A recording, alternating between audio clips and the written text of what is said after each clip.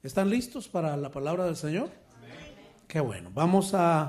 Hoy vamos a hablar sobre un tema muy lindo. Nuestra iglesia se llama Camino de Fe. Y hemos dicho, no es por vista, es por fe, ¿verdad?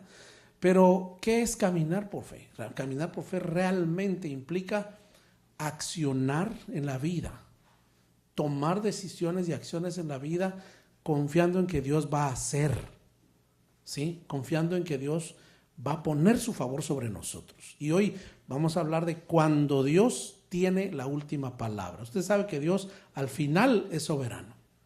Nosotros podemos decir lo que querramos, pero al final de la historia Dios es soberano y Él tiene la última palabra. Una de las verdades muy interesantes es que Dios tiene favor para con nosotros. Dios nos ama, Dios cuida de nosotros, Dios nos sostiene y por eso es importante confiar en Dios. Porque si Dios está conmigo, las cosas van a salir bien, aunque el mundo diga que no es cierto. ¿No le parece? Bueno, vamos a leer dos citas primero.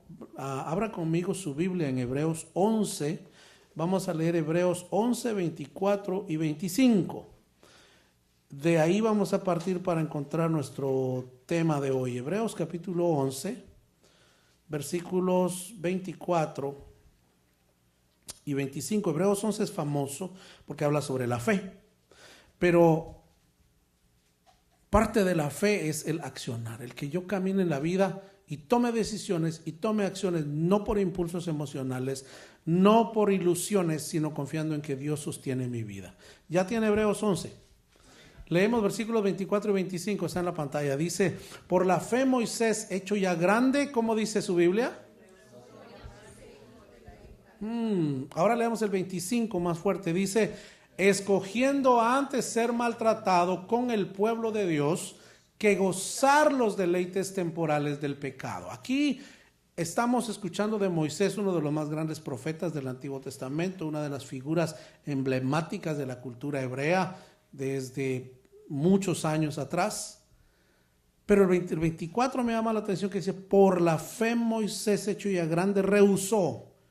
Es decir, hizo a un lado llamarse hijo de Faraón, llamarse Faraón, y escogió, ¿verdad?, ser maltratado con el pueblo. La pregunta aquí es, ¿de dónde viene esa decisión? Si usted fuera Moisés, le pregunto, tiene un palacio, tiene un reino. En el tiempo de Moisés, este era el imperio del mundo. No se había levantado la famosa Babilonia, no se había levantado Persia, no se había levantado Asiria, ya había caído la antigua Mesopotamia. Era Egipto el imperio que prevaleció por siglos y estaba en el pleno esplendor, en su pleno crecimiento y esplendor en el tiempo en que los hebreos estuvieron ahí. Y Moisés es un príncipe, pero dice que por fe, diga conmigo, por fe. Aquí hay una palabra, dice que ya ha hecho grande, o sea, no solo era grande de edad, tenía 40 años, era mayor de edad, sino que era un hombre.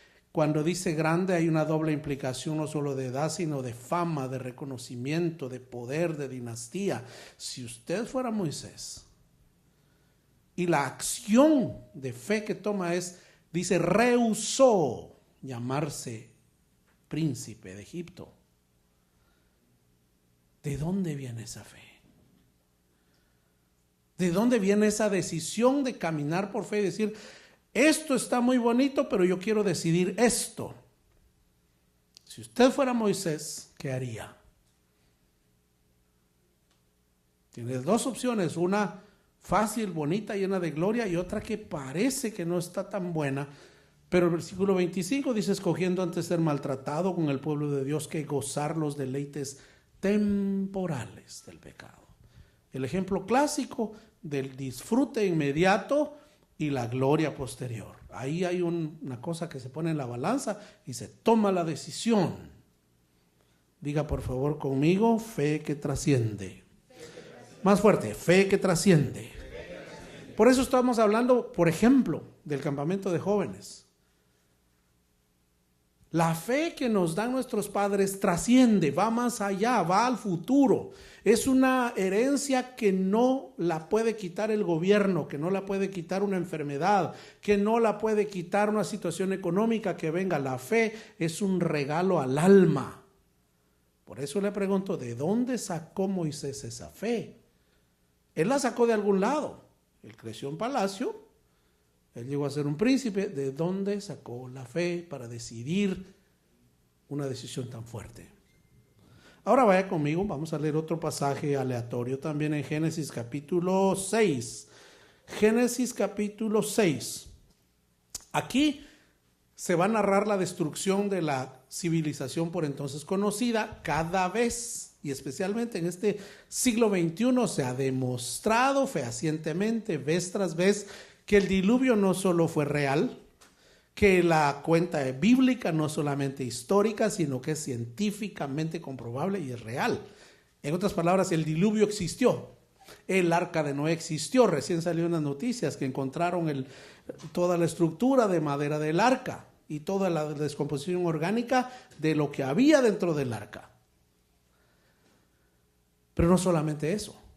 Cuando nosotros leemos aquí la destrucción de esta civilización y comprobamos que la Biblia es verdad, hay una pregunta que surge en Génesis capítulo 6, versículo 14. ¿Lo tiene? Hay una instrucción muy particular. Aquí está Dios hablándole a Noé. Y le dice, hazte un arca de madera de gofer. Harás aposentos en el arca. ¿Y cómo dice ahí? ¿Y la qué? Está bonita la palabrita, ¿no? Dígala rápido. A ver, todos los niños, los que hablan inglés. Ya, vamos. Hazte un arca de madera de gofer. Harás aposentos en el arca. ¿Y la qué? Con brea por dentro y por fuera. ¿Qué es calafatear? ¿Algún artesano, carpintero? Empañarla, bañarla, recubrirla. En inglés, ahora en el ambiente técnico dice to put a layer. Le pone una capa de brea. ¿Qué es brea? Lo vemos todos los días en nuestra vida. El asfalto negro, ¿verdad? Esa es la brea. Es lo que flotaba en los pozos, que ahora son pozos petroleros. Hervía, ¿verdad? Flotaba. Entonces usaban eso, se lo ponían a un canasto, a una vasija y la impermeabilizaba. O sea, ahora se usa epoxi para impermeabilizar los muebles, pero en ese tiempo se usaba brea. La instrucción específica, hazte un arca de madera de gofer, harás aposentos en el arca y la calafate harás con brea por dentro y por fuera. Diga conmigo, discernimiento. Bueno, todos los que están con la boca cerrada también digan discernimiento. Aquí estamos hablando que Génesis 6:14, Dios le está dando una instrucción específica a un hombre. Número 1, no es constructor. Número 2, no es carpintero. Número 3, no es marinero. Número 4, no sabe del mar. Está en medio desierto donde no hay agua y no conoce el ambiente en el que se va a meter, pero recibe una instrucción específica. Y tiene que tomar una decisión basada en fe. Digan todos, caminar en fe. Es el camino de fe, que es el nombre de nuestra iglesia, no casualmente, sino por la dirección de Dios. Está basado en el hecho de que en la vida realmente es un camino de fe. Las decisiones que tomamos, las tomamos con fe de que Dios va a estar con nosotros, de que vamos a levantarnos mañana, de que Dios nos va a dar vida, de que Dios nos va a dar salud, que vamos a salir adelante, que Dios me va a sostener a pesar de todo, contra viento y marea. Ahora ya vimos aquí en Hebreos 11 que Moisés de algún lado le vino una fe. Esa es una fe que trasciende. Pero vemos en Génesis 6 que hay una dirección que aparece por algún lado y trae discernimiento. Ahora vamos a Éxodo capítulo 2, que es la historia de hoy. Hemos hablado de mujeres de fe en este mes. Hablamos de María, la madre de Jesús. Hablamos de Ana, la mujer que aprendió a dar. Hablamos de Ruth, cuando el dolor aprende a orar. Y hoy vamos a hablar de Jocabed, una mujer que caminó en fe. Éxodo capítulo 2. Vamos a leer de los versículos 1 al 10. Yo voy a leer, usted me acompaña. Amén. Dice: un varón de la familia de Leví fue y tomó por mujer a una hija de Leví, la que concibió y dio a luz un hijo, y viéndole que era hermoso, le tuvo escondido 3 meses, pero no pudiendo ocultarle más tiempo. Tomó una arquilla de juncos. ¿Y cómo dice ahí? ¿Qué es lo que hizo? Con asfalto y brea, y colocó en ella al niño y lo puso en un carrizal a la orilla del río. Y una hermana suya, después vamos a saber que esa hermana se llamaba María, la hermana de Aarón. La hermana suya se puso a lo lejos para ver lo que le acontecería, y la hija de Faraón descendió a lavarse al río, y paseándose sus doncellas por la ribera del río, vio ella la arquilla en el carrizal, y envió una criada suya que la tomase. Y cuando la abrió, vio al niño, y aquí que el niño lloraba, y teniendo compasión de él, dijo: de los niños de los hebreos es este. Entonces su hermana dijo a la hija de Faraón: iré a llamarte una nodriza de las hebreas para que te críe este niño. Y la hija de Faraón respondió: ve. Entonces fue la doncella y llamó a la madre del niño, a la cual dijo la hija de Faraón. Mire la respuesta de la fe: lleva a este niño y críamelo. ¿Y qué más? Y la mujer tomó al niño y lo crió, y cuando el niño creció, ella lo trajo a la hija de Faraón, la cual lo prohijó y le puso por nombre Moisés, diciendo: porque de las aguas lo saqué. El nombre de Moisés significa sacado de las aguas. Del hebreo antiguo al español contemporáneo, sacado del agua. La historia es bien interesante porque básicamente narra una serie de procesos de fe. Y hoy solo vamos a ver 3 puntitos de como 20 que tiene esta historia de esta mujer Jocabed. Leví es uno de los hijos de Jacob. ¿Sí? Cuando usted y yo analizamos la historia de Jocabed, número 1, no era famosa, no era poderosa, no tenía todos los recursos para fundar una institución de derechos humanos para protestarle a Faraón, no tenía la inversión de un país que viniera para liberar, no tenía nada, pero contaba con la dirección de un Dios poderoso. ¿Cuántos tienen un Dios poderoso? Y esa es la diferencia en la vida de todo ser humano. Viene entonces Jocabed, que es de la familia de Leví, su marido también, y tienen hijos. Pero hay momento en que entra una orden ejecutiva del que está en el poder en ese momento. Firma esa orden ejecutiva. Interesantemente, no mataron en esa orden ejecutiva a los que ya habían nacido, a los que ya estaban ahí. Porque este hombre y esta mujer tenían un hijo que se llamaba Aarón. ¿Sí? Entre los hebreos el primogénito era importante, Aarón era importante. Pero a él no lo mataron y estaba en peligro, porque ya tenía como 10, 11 años. Aarón tenía una segunda hermana que se llamaba Miriam o María. Y esta niña, hace 9, 8, 9 años, está ahí. Y entonces unos años después nace este niño. Y como les comenté el otro día, según vemos repetidas veces, parece que era lloroncito. Porque dice que la mamá trató de ocultarlo. ¿Y cómo puede usted encontrar a un bebé en una casa? Los soldados tenían una orden ejecutiva e iban de casa en casa y no necesitaban una orden del juez para entrar en la casa, porque era una orden ejecutiva dada por el faraón. Entraban en la casa y si había un niño, la orden ejecutiva era: maten a todo varón menor de 2 años. Si hemos visto, este es el primer round de Satanás queriendo destruir el núcleo familiar, el plan que Dios dejó, la figura que Dios dejó de la familia, que es el plan que funciona. Diga conmigo: la familia funciona.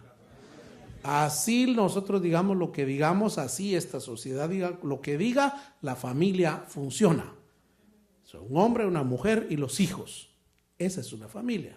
Entonces hay abuelos, hay tíos, hay primos, hay sobrinos, hay cuñados, hay primos en primero, segundo, tercer grado, hay nietos, hay bisnietos, pero todo el núcleo se forma un varón, una mujer y los hijos. Pero si quitamos la figura del varón, no solamente estamos quitando un miembro de la familia, ¿qué estamos haciendo? Eliminando una función espiritual muy importante, que es la función sacerdotal del varón en su familia. Ojo, varones, aquí, porque en este tiempo lo que ha intentado la cultura hacer es eliminar la figura del varón. Entonces el varón no es líder. Entonces papá no importa, importa lo que diga mamá, no lo que diga papá. Cuidado, lo que estamos oyendo. La figura espiritual debería ser el hombre busca a Dios y su familia busca a Dios con papá. Pero hemos sido bombardeados por todos lados por milenios, no por siglos, milenios. Y eso ha traído una destrucción a nuestro núcleo familiar. Y yo no le voy a recordar a usted, pero todos tenemos alguna especie de disfuncionalidad en la familia o de desintegración. Nosotros, nuestros padres, nuestro hogar, nuestros hijos, hay algo que no funcionó. Entonces no es que nosotros estamos mal y otros están bien, no, al contrario, casi la gran mayoría tenemos algo quebrado en nuestra casa y son poquitas las excepciones donde las cosas van más o menos. Porque si el padre o la madre vienen de un hogar con cierta desintegración, tiene que haber la intervención de Dios para que se alineen y se organicen las cosas dentro de nuestras emociones y nuestra vida y podamos tener un hogar estable. Entonces, siendo realistas, todos estamos quebrados y necesitamos el favor de Dios en nuestra vida. Hablaba con un amigo y me dice, y le digo, ¿cuántos hermanos son ustedes? Y me dice, somos 17.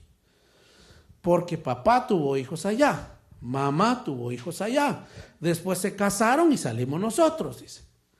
¿Y ustedes cuántos son? Le digo, somos 6, me dice. O sea que hubieron 11, uno tuvo 6, la otra tuvo 5 y luego los 6, 17. ¿Y cómo es la relación? Me dicen, hay unos que no conozco. Dice, hay otros que están pequeñitos que no me conocen bien. Ese es solo un ejemplo, pero hay de todas las variedades, y yo sé que usted y yo lo sabemos y lo hemos experimentado, lo hemos vivido o estamos en medio de eso, porque la función del enemigo, el objetivo es destruir el plan de Dios y destruir la creación de Dios. Y en el Éxodo capítulo 2, la orden ejecutiva de Faraón, maten a todos los varones. Había uno lloroncito que no lo pudo ocultar, la mamá más, lo tuvo que poner en una barquilla. Cuando hablamos de discernimiento, ahí en ese versículo 3 que usted ve, dice, no pudiendo ocultarle más tiempo, tomó una arquilla de juncos, hizo una canoa pequeña y la calafateó. ¿Cómo sabía ella cómo calafatear? ¿De dónde le vino la idea? A veces las ideas de fe vienen de la desesperación. A veces vienen de donde ya no tenemos fuerzas, pero ahí es donde está Dios. Y ahí tenemos que tener fe que Dios nos va a sostener cuando no miramos salida. ¿Están acá? Vea, una de las cuestiones que pasaba quizá en la mente de esta mujer es, ¿y si vienen y me matan a mi nene? Yo no quiero que me maten a mi bebé. Y hay una idea estratégica, pero ¿quién da las ideas al final? Es Dios, hermanos, Dios hace todo. Porque el discernimiento de Dios le hizo hacer el barquito, buscar brea, asfalto, calafatearlo. Bueno, ¿y ahora dónde lo pongo? Hay que irlo a poner al río, pero ¿en qué parte del río? ¿Cómo sabemos que no hay cocodrilos? ¿Cómo sabemos que no hay serpientes? Recuerda que Egipto es un lugar caliente, ahí hay boas, ahí hay serpientes venenosas. Las serpientes del desierto buscan el agua y luego salen al desierto. ¿Cómo sabemos que no hay una hiena que se lo va a comer o un león que va a ir a nadar al agua? Hay muchas variables que tal vez no estamos viendo cuando estudiamos este pasaje. En medio de todas las incertidumbres, esta mujer toma, diga conmigo, una decisión de fe. Y a veces nosotros tomamos decisiones basadas en el temor. El temor inmoviliza. Pero el amor de Dios, ¿cómo dice la palabra? Porque el perfecto amor, ¿qué? Echa fuera el temor. Cuando el amor de Dios está en nosotros, quiere decir, tenemos la cercanía de Dios en nuestra vida, comenzamos a caminar, comenzamos a avanzar, y no solamente avanzamos, se va el temor, porque el amor de Dios fortalece nuestra vida. Entonces, en medio de la circunstancia, en medio de la crisis, en medio de la incertidumbre, podemos tomar decisiones de fe como esta mujer. Una de las cosas que tenemos que tomar en cuenta aquí es que ella arriesgó. Uno de los riesgos, ¿sabe qué era? Sus propias manos. ¿Qué pasa si no le echa bien el recubrimiento y se hunde el barquito? Podía pasar. ¿Qué pasa si en el agua el barquito no flota porque le echó mucho asfalto y se hunde? ¿Qué pasa si los juncos no los puso bien y se da vuelta la cosa con bebé ahí y bebé muere? Ella misma sería la asesina. Hay mucho que considerar, y aún así dijo, no, yo lo salvo porque yo tengo que hacer algo por mi hijo. Y a veces usted y yo nos tenemos que poner en una decisión de caminar por fe. ¿Están aquí, hermanos? Muchas veces tenemos que, y escúchenme atentamente, especialmente los padres, a esto. Muchas veces nosotros tenemos que hacer un recubrimiento espiritual de nuestros hijos. No vamos a hacer un barquito con juncos y asfalto, pero necesitamos rodearlos del amor de Dios. Necesitamos rodearlos de la presencia de Dios. Necesitamos rodearlos del favor del Señor. La primera cosa es que yo como padre y madre tengo que orar. Diga conmigo, orar. La segunda es que tengo que estudiar la palabra de Dios. La tercera es que tengo que hacer lo posible por modelar un ejemplo de fe en la vida de mis hijos. Que vean mi fe. Que vean que yo amo a Dios con todo mi corazón, que yo busco agradar a Dios. Y además de eso, hay una cosa que se puede hacer, porque no podemos blindarlos de este mundo, no podemos esconderlos en una burbuja. Hace muchos años una de las opciones que salió fue el famoso homeschool, y eso es bueno, es un programa bueno, excelente, está creciendo, pero solo aísla un poquito a los hijos de la escuela. De todas maneras, para trabajar tienen que salir. De todas maneras van a encontrar con todo tipo de personas. Entonces, una de las maneras de protegerlos es orar por ellos, estudiar la palabra del Señor, modelar una vida cristiana, pero además de eso, rodearlos con personas que amen a Dios, que busquen a Dios. Por eso la insistencia de la iglesia: mande a sus hijos al campamento, que conozcan otros creyentes, que vengan a la iglesia, que se junten con otros jóvenes que buscan a Dios, que conozcan de Dios. ¿Por qué? Cuando usted falte, esa fe va a estar presente. Cuando usted no esté, el recuerdo de la insistencia en buscar a Dios va a estar ahí. Es tan importante. ¿Están acá? Vamos a ver si empezamos el mensaje entonces. Diga usted conmigo, Dios. A ver todos, Dios es dueño de mi vida. Ahora los padres, digan conmigo, Dios es dueño de nuestros hijos. Ahí cuando leímos en Hebreos, ¿verdad? 11, le voy a leer el versículo 23, que fue donde el que antecede a ese versículo, que por la fe él tomó la decisión. Dice: por la fe Moisés, cuando nació, fue escondido por sus padres. Una de las cosas que hicieron los padres es hablar, tomar la decisión y tomar acción, confiando en que Dios iba a responder. Dios es el dueño de nuestros hijos. Jocabed entendió, hermanos, algo muy profundo. Moisés no le pertenecía completamente a ella. Era un niño con propósito divino. Ella lo protegió, lo cuidó, pero llegó el momento en que tuvo que colocarlo en una canasta y confiarlo a Dios. Eso duele. No sé cuántos de los que han tenido hijos aquí, cuando su hijo, su hija, su bebé se fue a la escuela, le tomó como 1000 fotos, ¿verdad? Ahora que es el tiempo de las fotos. Parado enfrente de la casa con su lunchbox y su gorrito, su suéter, y le tomó todas las fotos que pudo y fue a dejarlo allá en la escuelita, y usted se vino llorando porque dejó al bebé allá. Ahora quisiera que se vaya, ¿verdad? Pero hay un momento en el que duele. Usted se imagina a esa madre soltando al bebé en el río. Claro que fueron estratégicos, le dijeron a Miriam, vete cerca viendo por ahí escondida, a ver qué pasa. Y si se está ahogando, sácalo. No sabemos qué instrucciones le dio, pero ella tuvo que soltar. Diga usted conmigo, los hijos son de Dios. Pues tenemos que entender eso, no son nuestros. A veces queremos hacer nuestra voluntad en la vida de nuestros hijos. Dios es soberano, Dios va a hacer su voluntad en la vida de cada ser humano.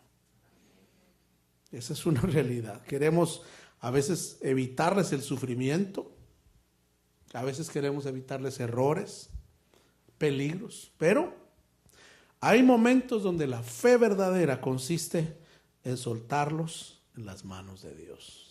Y cuesta y duele, pero a veces hay que dejar que Dios obre. Y sabe usted una cosa, dígalo conmigo, Dios es fiel. Entonces, ¿qué aplicaciones podemos ver solamente de este punto? La primera, hermanos, es que los padres no pueden salvar el alma de sus hijos, solo Dios puede hacerlo. La iglesia debe dejar de ver a la juventud como el futuro y comenzar a verla como el propósito presente de Dios. Por eso insistimos en ayudar a esta segunda generación. También aplica espiritualmente, todo lo que amamos debe rendirse al Señor. Diga usted conmigo, todo lo que valoro está en las manos de Dios. Porque cuando Dios quiere quitarnos algo, lo hace así, ¿verdad? En un solo momento. Entonces, ese es el primer punto. Nuestros hijos o nuestros seres queridos son de Dios. Y aquí viene la pregunta, ¿cómo estoy administrando eso que Dios ha puesto temporalmente en mis manos? A veces la canasta donde ponemos algo que apreciamos parece frágil, pero si Dios va ahí, hermanos, la canasta es suficiente. ¿Está de acuerdo conmigo? Puede ser que usted diga, pero no puedo protegerlo. Pero si Dios está en la barca, esa barca no se va a hundir. Como en el medio de la tormenta estaban los discípulos y Jesús. Y los marineros intentaban de todo. Pero si Jesús estaba en la barca, esa barca no se iba a hundir. Lo mismo pasa con la protección de nuestros seres queridos. Si Dios está ahí, esa barca no se va a hundir. En segundo lugar, Dios nos da hijos para aprender mayordomía. Estos 2 meses de la mitad del año, mayo y junio, que es el de la madre y del padre, podemos aprender mucho de personajes bíblicos, y los que están solteros pueden aprender, porque es buen momento aprender antes de que usted se meta a líos, ¿verdad? Aquí la ironía del texto es impresionante, hermanos, porque la madre de Moisés termina creando a su propio hijo, pero pagada por la casa de Faraón. ¿Cómo le parece? ¿Qué le parece la estrategia de Dios? Mandan a matar a los varones. Ella agarra a su varón, lo pone por ahí por donde va a pasar la hija de Faraón, lo recogen y la mandan a traer y le dice, críamelo. Ah, bueno, yo voy a criar mi hijo. Es más, te lo voy a pagar. ¿Usted se imagina cómo Dios actúa? Esa es una de las maravillas de poner nuestra vida en las manos de Dios. Dios le devuelve lo que ella entregó por fe, si lo queremos ver desde esa perspectiva. Ella tomó una decisión de fe. Caminó por fe, camino de fe. Entregó su hijo, arriesgó y Dios se lo devolvió, porque ella lo entregó por fe. Diga conmigo, voy a caminar en fe. Entonces ahora ella entiende algo diferente. El tiempo con Moisés iba a ser limitado. Ella entendió algo que nosotros deberíamos entender. El tiempo que ella iba a tener con Moisés iba a ser limitado. Si a usted le dijeran, usted solo va a tener sus hijos 17 años, ¿qué haría usted? Le cuento, le tengo noticias. A veces es menos de ese tiempo. A veces los tiene 15 años. En este país, por ejemplo, cuando se van al college, ahí se acabó. Porque ya no vuelven. Ellos quieren volver. Cuando se van, quieren volver. Pero no vuelven. Porque entonces, después que se gradúan, le ofrecen un trabajo. Y entonces, en vez de irse a New York, se va a San Diego. O cuando ya tiene la edad, en vez de querer estar con mamá, se va a Kentucky. O se va a Kansas. O se va a Tennessee. O se va a otro lugar. Y dice, no, yo voy a volver, pero ya estando allá le ofrecen otro trabajo en Utah o le ofrecen algo en California. Y nunca volvió. A Jocabed la ventaja fue que le dijeron, lo vas a criar por un tiempo y después me lo mandas. Mientras lo tengas ahí, te va a llegar tu cheque o tu depósito por Zelle, no sé qué mandaba la hija de Faraón. Le mandaba Cash App tal vez, o Venmo, y le llegaba, pum, pum. Ahora solo tenía que abrir ella su tablet. Pero le dijeron, tienes un tiempo limitado, y en ese tiempo limitado vas a criar a tu hijo y me lo vas a criar bien, y después me lo mandas para palacio. Oiga, los cristianos tenemos la bendición de Dios de tener nuestros hijos por un corto periodo de tiempo y después los espera un palacio en Egipto. Y ellos tienen que ir armados con la fe para ver qué decisión van a tomar cuando estén en Egipto. Ahora entiende Hebreos 11, 24 y 25, donde dice, por la fe Moisés, ya grande, rehusó ser llamado hijo de Faraón y escogió ser atormentado con el pueblo de Dios porque habían cosas mayores. ¿Sí ve qué interesante y qué importante es la herencia espiritual, la herencia de fe, la buena formación? Pero en primer lugar, no son nuestros, y en segundo lugar, Dios nos da hijos para aprender mayordomía. Ella, en el caso de Jocabed, debía formar su identidad antes de que Egipto intentara moldearlo. Cuando Moisés se enfrenta, por ejemplo, a que hay un egipcio queriendo matar a un hebreo, la identidad le salió y mató al egipcio. Porque la identidad estaba formada. Si él se hace como que no pasó nada, Egipto le estaba moldeando la identidad, porque el mundo va a tratar de moldear la identidad, no solo de nuestros hijos, sino también de nosotros. Y es difícil mantenerse en esos valores, preceptos y principios. Pero hay que hacerlo. Diga usted conmigo, Dios es necesario. Hermanos, los padres no son dueños, son mayordomos. Hay un teólogo que se llamaba Tim Keller, murió hace un par de años. Él fue pastor de la Redeemer Church, una iglesia presbiteriana aquí en New York City. Fue el fundador de la Coalición por el Evangelio, The Gospel Coalition. Escribió un libro que se llama The Reason for God. Y la tesis de ese libro, la intención de ese libro es esta. Si el pueblo americano, en este caso, ¿no?, Estados Unidos, o si la gente deja a Dios, ¿qué pasa? ¿Por qué es importante dejar o no dejar a Dios? Si yo como persona dejo a Dios de lado, entonces voy a perder todo concepto de moral. Entonces voy a perder todo precepto, todo valor y todo principio, y entonces no voy a tener dirección. Y si no hay dirección, la vida tiende a un caos. Sin ir muy lejos, mire las noticias, mire lo que está pasando con el imperio, mire lo que está pasando con todos nuestros países. Cuando se deja a Dios, empieza la decadencia.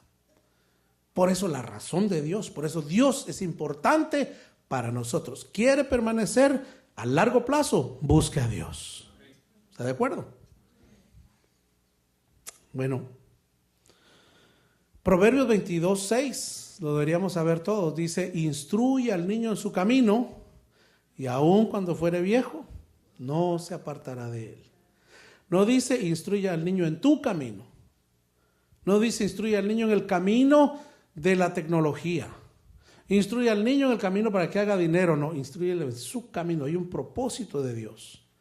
¿Y cómo entender el propósito de Dios para nuestros hijos? Primero debe depender de mi búsqueda personal de Dios. Si yo busco a Dios, si yo quiero honrar a Dios, yo pido que Dios enderece mis veredas. Y yo me rindo al Señor, Él me va a dar el discernimiento para guiar mi familia para Cristo. ¿Por qué hablamos de eso? Porque la familia es la base de la sociedad.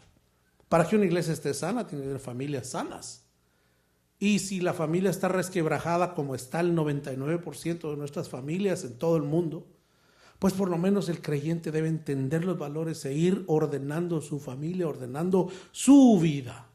No tenemos la culpa de la familia de donde nosotros venimos, pero sí somos responsables de qué familia va a salir de nosotros. ¿Están acá, hermanos?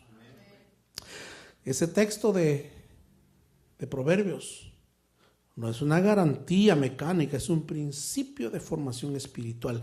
La influencia temprana importa profundamente, porque donde a mí me dirigieron, para ahí voy a ir.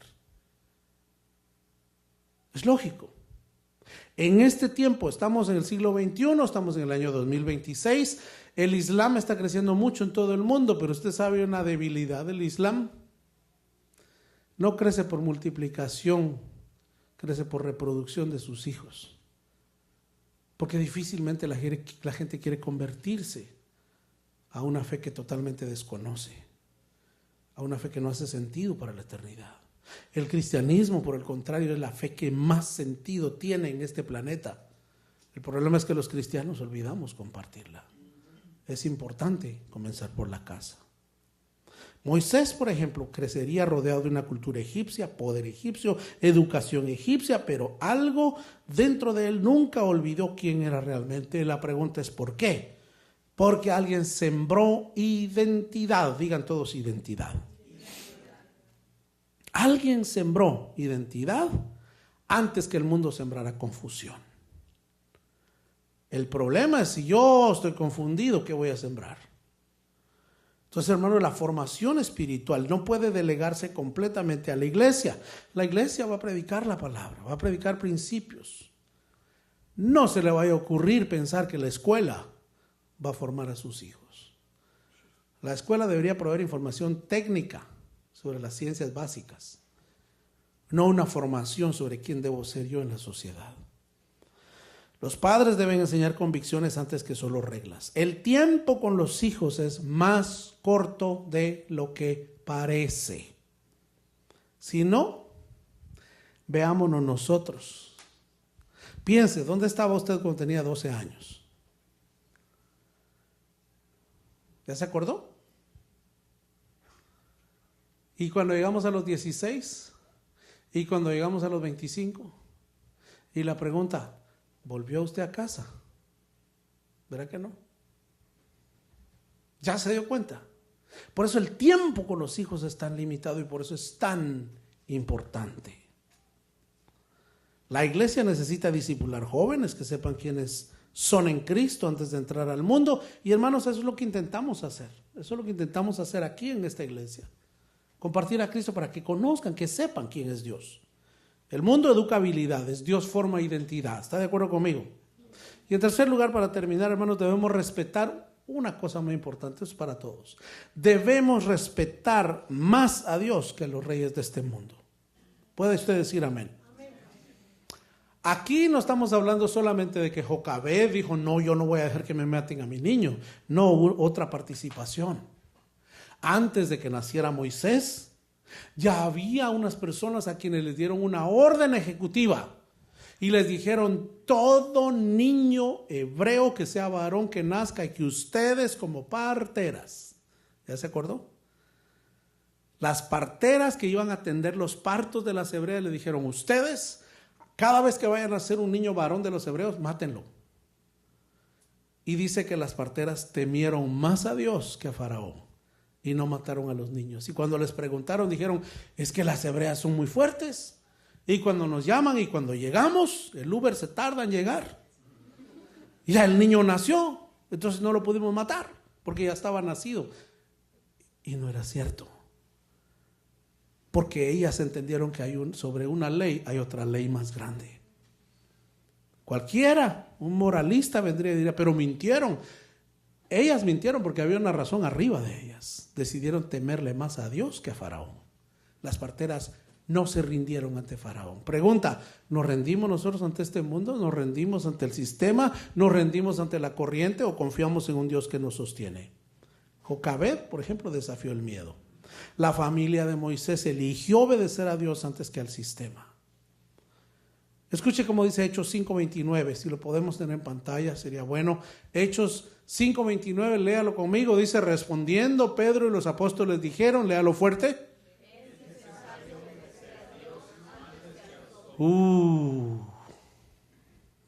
¿Qué dicen los hombres?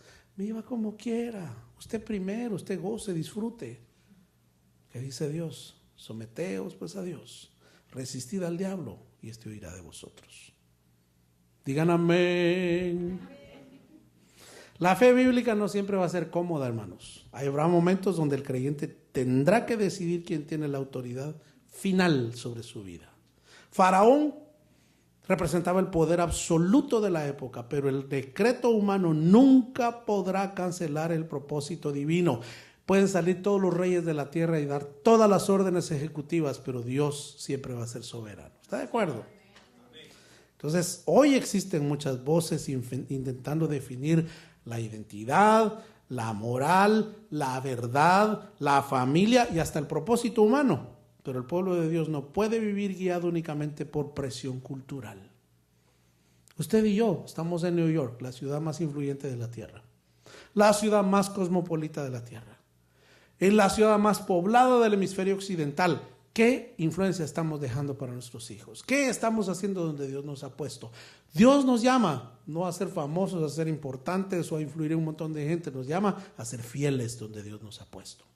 ¿Puede decir amén? Los cristianos deben tener convicciones aun cuando sean impopulares y plantarnos en nuestras convicciones. Los padres debemos enseñar valentía espiritual. La iglesia, hermanos, no puede adaptarse tanto al que el mundo pierda su voz profética. Tenemos que seguir diciendo, no podemos hacerle caso a los reyes del mundo antes que a Dios. ¿Estaría usted de acuerdo conmigo? Hay momentos donde obedecer a Dios costará nuestra reputación, nuestra comunidad o nuestra aceptación. Pero hermanos, al final, un día vamos a dar cuenta ante el Señor. Y le voy a decir esto, diga conmigo, Dios es fiel. Aquí está la diferencia. Faraón tenía el palacio, pero Dios tiene el futuro en sus manos. Los palacios van y vienen, pero el que controla el futuro es nuestro Padre Celestial. Incline su rostro un momentito, vamos a orar. El enemigo pensó que estaba destruyendo una generación, mientras Dios estaba preparando un libertador dentro de la misma casa del faraón. Porque cuando Dios decide levantar algo, el río no lo ahoga, el sistema no lo destruye, el miedo no lo detiene. Nosotros como padres debemos entregar nuestros hijos verdaderamente al Señor. Como iglesia, vamos a formar generaciones con identidad bíblica. Jóvenes, no permitan que Egipto defina quiénes son ustedes.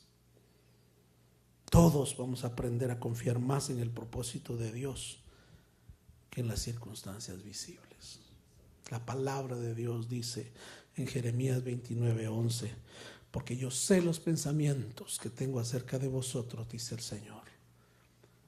Pensamientos de bien y no de mal, para daros el fin que esperáis.